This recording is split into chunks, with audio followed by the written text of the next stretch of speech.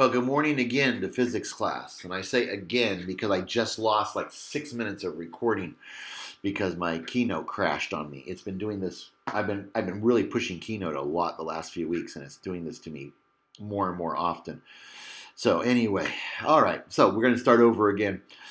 Yesterday we were talking about Planck and Planck's idea that light came in quanta or in individual units that you had to that light or energy did not, and when I say light here, I'm talking about the whole electromagnetic spectrum, not just visible light. Light energy comes in units of quanta. And so Einstein took that idea and expanded it to energy in transit. And so he said that energy, light, travels in packets of definite amounts of energy. So these are quanta of light, okay, packets of light, packets of energy. And we name these photons. And so 1.7, a photon is a packet of light. Okay, a packet of light. And I also need to tell you this. When we were, Mrs. Goodnow and I were first married, we lived near where Brother Guntram lived.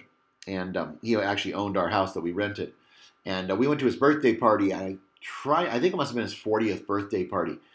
And it was in February, and we were at the party, and somebody showed up with this cat that they had scraped off the road. It had been stuck to the road, and they'd almost hit it with their car. It was still alive. It was just, I'm pretty sure it was brain damaged or eye damaged or something, because it would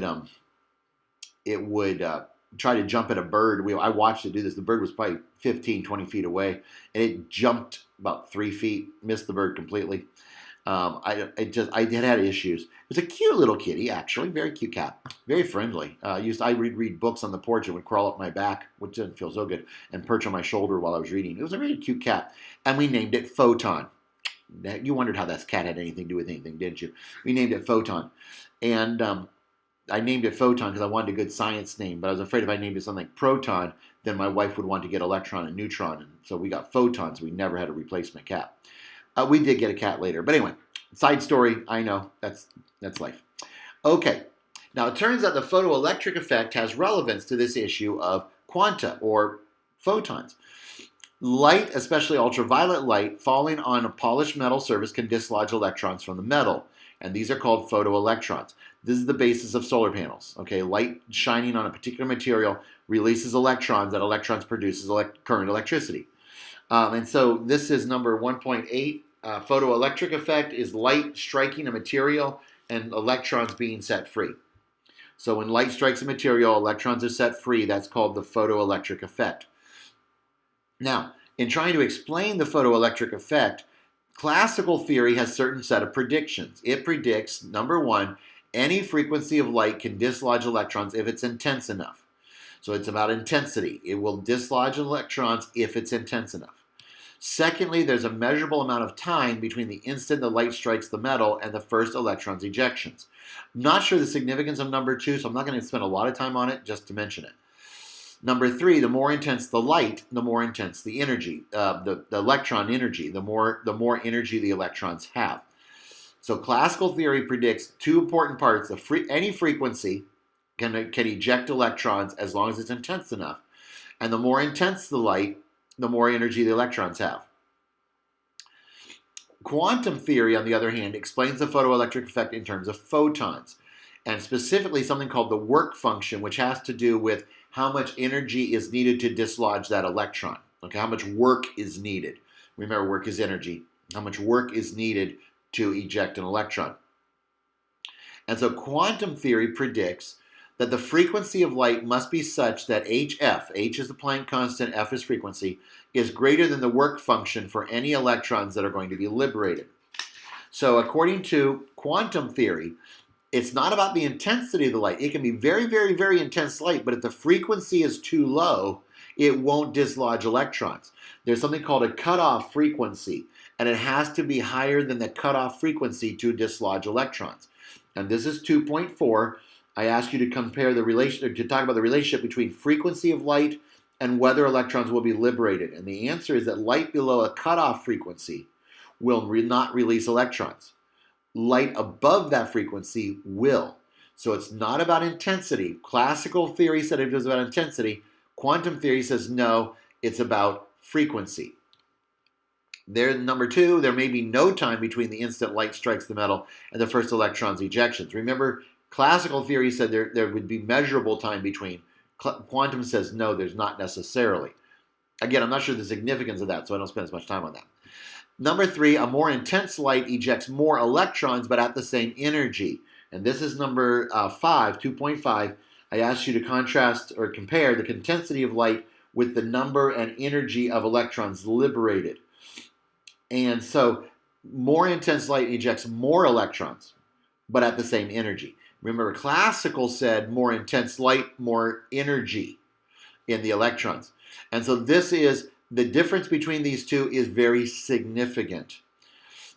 And cathode ray tubes showed that there is a cutoff frequency. Light below this frequency will not dislodge any electrons. So the experiments verified the quantum version of this rather than the classical version of this. And of course, experimentation, that's what we want to do in science. So additional experiments showed the classical predictions to be wrong, which gave support to the quantum theory. Now that's important because the quantum theory is pretty bizarre. And in fact, the context of all of this, the idea that light comes in packets, its energy comes in units, was a bizarre idea. So the fact that experiments backed it up was very significant. Okay, second section of the chapter is called Quantum Mechanics and the Atom. And I'm skipping a lot of this because we covered it in other places. But I do need to talk just briefly about the Bohr model of the atom. You remember this. You have energy levels. Electrons are restricted to certain circular orbits characteristic of an atom of a given element.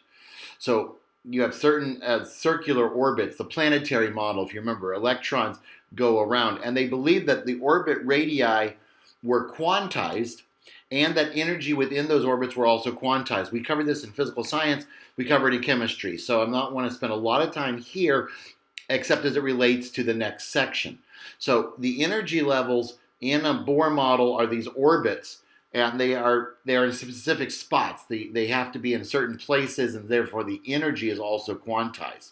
So we already have this quantization going on here. We talked about this, as I said previously. However, waves can act like particles this time, and particles can act like waves. And I didn't emphasize this perhaps enough. Maybe I need to do it right now. Wave particles. The light acts like waves. We have experiments that indicate they act like waves, but we now have verification that they're also particles. So we call it a wave particle. And so the question then was, well, what about particles? Can particles act like waves? And the answer is yes. And there is something called the de Broglie wavelength of a matter wave. And that's this. So if you have a piece of matter moving at a certain speed, it has a wavelength. Okay? And this is number 10, number 110, the first term. De Broglie wave function describes the wavelength of matter waves. So the de Broglie wave function, which is what this lambda equals h over mv, describes the wavelength of matter waves. H is Planck's constant. Lambda is the wavelength. Lambda is always used for a wavelength. M is mass, V is velocity. Okay, Planck's constant over mass times velocity gives you the wavelength. This also gives us 2.6 that asks you to relate the size of a particle to a de Broglie wavelength. The larger the particle, the smaller the wavelength. You'll notice it's an inverse relationship there. The larger the particle, the smaller the wavelength. The smaller the particle, the larger the wavelength. Therefore, you're only going to see de Broglie wavelengths for very, very, very, very, very, very, very small things. Okay? So you're not going to see this in everything, but you are going to see it with very, very, very, very small things. And I guess I already said this, but matter wavelengths of ordinary size objects are usually too small to be detectable. So ordinary size objects, the wavelengths end up like 10 to the negative 34th or 10 to the negative 60th. And you can't measure any wavelength smaller than like 10 to the negative 10th. So we're talking very, very small wavelengths under all conditions, but they're absolutely too small to detect in large objects. However, Davison and Germer did discover that electrons have matter waves. And so so electrons are where this does become relevant. Okay, we are able to actually um, look at electrons and look at matter waves. And we're going to look at that a little bit more tomorrow. What we wanted to do today is to actually do some work with this equation. Lambda equals h over mv. Okay. So in the math section, 3.1, find the de Broglie wavelength of a 100 kilogram person running at 5 meters per second. And you have the equation there. Lambda equals h over mv. So lambda equals h over mv. H is 6.626 times 10 to the negative 34th. I think that was yesterday's slides. The mass is 100. The velocity is 5. So the wavelength is 1.33 times 10 to the negative 36th meters, if I did my calculations right. And in order to become detectable, it has to be down to the size. It's related to the size of the electron and how we actually detect things, waves passing through certain grids. Anyway, 10 to the negative 10th. You'll notice this is 10 to the 26 times smaller than that. Way, way, way, way too small. But that's a fairly typical object. Okay, so let's go with a smaller object. This is a 10 to the negative 6 kilogram object. That would be 10 milligrams, or 1 milligram, excuse me. It would be 1 milligram, flying at 10,000 meters per second. So a fairly fast object, but a very small object. So again, lambda equals h over mv, 6.626 times 10 to the negative 34th divided by 10 to the 6th, 10 to the 4th. You end up with 6.626 times 10 to the negative 32nd, if I did my math right, which is still way too small to be calculated. And that's a very small object, although it is moving faster. We could have had it moving slower, but anyway. Now let's go to a really small object. This is a 10 to the negative 25th kilogram object traveling at 10 to the 7th meters per second. So that's an object. We have them, smaller they are, the faster I have them moving. This is a very, very small object traveling at a tenth of the speed of light, or actually like a third of a tenth of the speed of light. But it's a very small object, 10 to the negative 25th. I don't even know what that is. That's really small. Plug that in, and you get a lambda of 6. Okay, again, plug in the number. These are plug and chug. Okay, these equations are plug and chug. You shouldn't have any trouble with these in the summary because it's just plug and chug. And again, remember 10 to the negative 10th is when it becomes detectable, and we're not there yet. That only gets you 10 to the negative 16th. That's still a million times too small to be detectable. Okay, that's it for today. And if you want to text me the name of my cat, you could do that. But anyway, then tomorrow we will deal with some of the vocabulary and concepts in quantum that really get bizarre. So, see you tomorrow.